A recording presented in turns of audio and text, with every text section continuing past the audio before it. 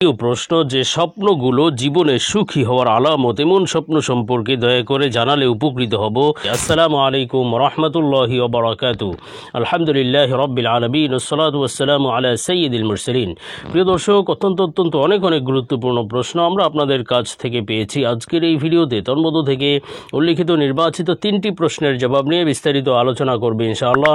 সুতরাং মনোযোগ সহকারে ভিডিওটি শেষ পর্যন্ত দেখবেন। আর আপনার কোনো প্রশ্ন থাকলে অবশ্যই কমেন্টে লিখে যাবেন, আমরা পরবর্তী ভিডিওতে জবাব দেব ইনশাআল্লাহ। আর আমাদের সাথে সরাসরি যোগাযোগ করতে, প্রশ্ন করতে, আরও অসংখ্য মাসাইল জানতে আমাদের ওয়েবসাইট, অন্যান্য চ্যানেলগুলো, ফেসবুক পেজগুলো ভিজিট করতে পারেন, যার লিঙ্ক নিচে ডেসক্রিপশনে দেওয়া আছে। তো প্রিয় দর্শক, কথা না বাড়িয়ে আমরা মূল আলোচনা তথা প্রশ্নের জবাবে চলে যাবে। পরে প্রশ্ন ছিল যে স্বপ্নগুলো জীবনে সুখী হওয়ার আলামত এমন স্বপ্ন সম্পর্কে দয়া করে জানালে উপকৃত হব।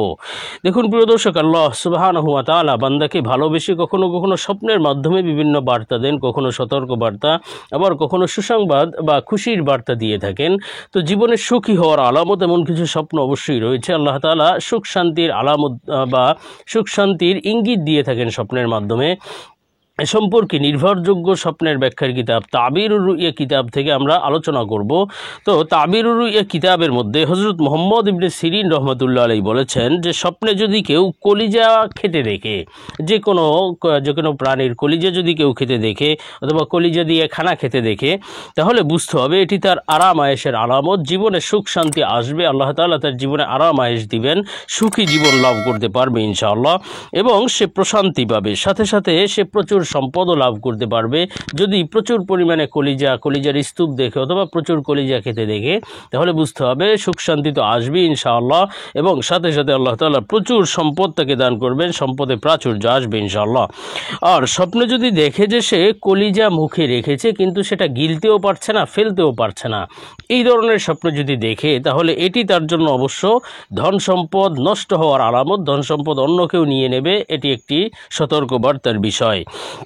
তবে হযরত জাফর সাদিক রহমতুল্লাহ আলাইহি, যিনি বড় ইমাম ছিলেন এবং স্বপ্নের ব্যাখ্যায় বিশেষ বিজ্ঞ ছিলেন, তিনি বলেছেন স্বপ্নে যদি কেউ কলিজা খেতে দেখে, তাহলে এই স্বপ্নের সর্বমোট 4টি ব্যাখ্যা হয়ে থাকে। প্রথম ব্যাখ্যা হলো হালাল সম্পদ লাভ করতে পারবে, সহজেই আল্লাহ তাআলা তাকে হালাল ধন সম্পদ দান করবেন ইনশাআল্লাহ। এবং দ্বিতীয় ব্যাখ্যা হলো সে সচ্ছল জীবন যাপন করবে, তথা শান্তিময়, সচ্ছল এবং সুন্দর জীবন যাপন করবে ইনশাআল্লাহ। এবং তৃতীয় ব্যাখ্যা হলো সে বিভিন্ন ধরনের নিয়ামত লাভ করবে, আল্লাহ তাআলা তাকে বিভিন্ন নিয়ামত দান করবেন। এবং 4 নম্বর ব্যাখ্যা হলো সে আরাম আয়েশে জীবনযাপন করতে পারবে, জীবনে সুখ শান্তি আসতে চলেছে ইনশাআল্লাহ। আর এছাড়াও স্বপ্নে যদি কেউ কোমরের বেল দেখে, যে নিজে বেল পরিধান করছে অথবা যে কোনোভাবে কোমর বন্ধ বা কোমরের বেল দেখলে, এই স্বপ্নের সর্বমোট 6টি ব্যাখ্যা হয়। এর মধ্য থেকে গুরুত্বপূর্ণ একটি ব্যাখ্যা হলো আল্লাহ তাআলা তার জীবনে সুখ শান্তি দান করবেন, শীঘ্রই সে সুখী জীবন লাভ করবে ইনশাআল্লাহ। এছাড়া আরও ব্যাখ্যা রয়েছে তার মনের আশা পূরণ হবে এবং সে বুজুর্গি লাভ করবে, শত্রুতা থেকে নিরাপত্তা লাভ করবে এবং দ্বীনের পরিশুদ্ধতা আসবে, সে সহি দ্বীনের উপরে চলতে পারবে ইনশাআল্লাহ। এবং মাতা পিতা এবং আত্মীয় স্বজন বা অন্যান্য আত্মীয়দের মাধ্যমে সে উপকৃত হতে পারবে। আরেকটি ব্যাখ্যা হলো সে সন্তান লাভ করবে, শীঘ্রই আল্লাহ তাআলা তাকে সন্তান দান করবেন ইনশাআল্লাহ।